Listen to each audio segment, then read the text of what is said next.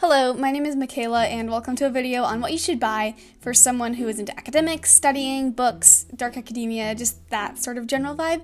I am not kidding when I say this video took me approximately 45 minutes to get started because I don't have my sheet music stand with me, and that's what I usually place the camera on, so I was toying with a ton of different makeshift tripods to get this to work. It's not ideal, but I really wanted the Christmas tree to be in the background because this video is kind of about Christmas. It's a little bit late. I mean, probably people have already bought their presents by now, but if you're looking for a last minute gift, here you go. I am going to be sorting this into 4 categories: practical, inexpensive, practical, expensive, aesthetic, and inexpensive, aesthetic, and expensive. Obviously, the line between expensive and inexpensive is very arbitrary, so because a lot of my viewers are in the college sort of age, I kind of just considered if it's maybe upwards of $30, I'm considering that expensive, and below that inexpensive, although obviously this is relative to everyone's financial circumstances, so that's just how I've sorted it according to this video, but hopefully at least the practical aesthetic delineation will be of some use maybe.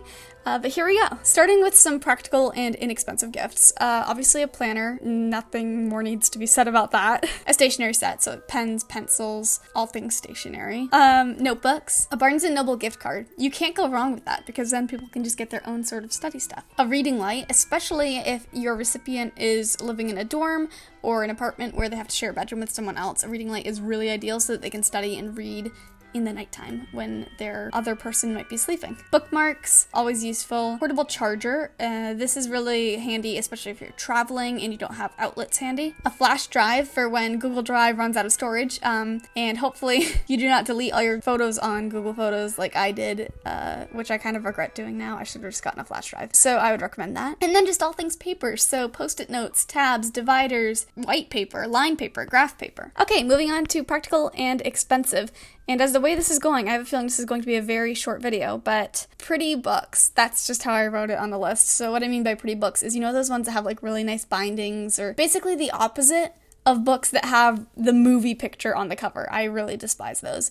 Fancy looking books are nice, but they can get a little bit pricier. A bed desk tray, that's what I was calling it until I googled it and realized it's called a laptop desk. No, sorry, a lap desk. But so that if you're in bed or in the bath or something, you can like have a tray out that can hold your laptop, beverage, that sort of thing. A whiteboard. This can be inexpensive if you get a small one, but a big one, that will be a little bit pricier, but you can just jot down notes. And also whiteboards are just absurdly fun to draw on. I don't know if that's just me though. A bookshelf, pretty self-explanatory. Also like a tea or coffee set. So a mug, different flavors of tea, coffee, whatever, and even like a mug warmer so that like while you're studying or something, you can keep your drink warm. A new backpack. Although this isn't necessarily something I would do for another person, actually, because I'd be afraid to get them a backpack they don't like. So I don't know how I feel about this one. A desk organizer, because we can never use enough organization. Noise canceling headphones, or AirPods, actually. I feel like people tend to prefer AirPods. Personally, I like my wire earbuds because I feel like I would lose AirPods if I had them. But if you're someone who wants noise canceling headphones might be a good idea too. Subject area books. So if you're like majoring in economics or something, and you're really interested in it, then maybe you'd want a book on economics. I know lots of people who do actually read in their subject area. A printer. And I don't mean one of those big, giant, massive ones in high school where it breaks all the time. Just like a small office printer. If you want to get a pricier gift for someone, that can be good to keep in a dorm, a small office, something like that. And then this is another weird one that I wouldn't dare do, but business clothing, because no one really wants to go out and buy themselves like a blazer or, you know, more professional clothing for interviews. But like if you are closer to the person that you're giving the gift to and you know their sizes and everything, this can be a good gift just for like what I said, interviews and stuff, because it's kind of annoying to go out and buy that on your own, I think. At least for me it is, because I don't like spending money on myself. Moving on to aesthetic and inexpensive, which is the shortest list on here. Book cover postcards, or really just any vintage aesthetic postcards. These really do give off that kind of academia vibe, but just to hang on your wall, book decorations, posters, that sort of thing, like an old-fashioned illustrated cover of Jane Eyre, something like that. Blind date with a book. I saw this on Etsy, and basically like you'll receive a book that's all wrapped up, you have no idea what it is or what it's going to be about, and it's just kind of like a surprise book. I think that's really exciting. Academic posters, so this is maybe more of like a dorm gift, but you know, if you're into biology, like maybe an anatomy poster or something. Maybe constellations if you're doing astronomy, that sort of idea. And then quill and ink, kind of like in Harry Potter, you know how they write with quills and ink and everything. This is definitely very impractical. Okay, and then finally moving on to aesthetic gifts that are also expensive. So first of all, a fancier journal, like you know those leather-bound ones that are just blank on the inside and often have like that textured, nice cardstock paper. A globe. I don't know if I'm the only person who just loves globes, but I think those are just such a cool gift. Bookends, which I didn't know there's a word for them until today. I might just be stupid. But those things that you keep on either side of your books so they don't like fall over, they can look pretty fancy and nice. I learned that while shopping around on the web today. A laptop cover, and cases are practical, like the ones to protect the laptop, but I mean like the decorative, just pretty ones, those are a little bit more impractical.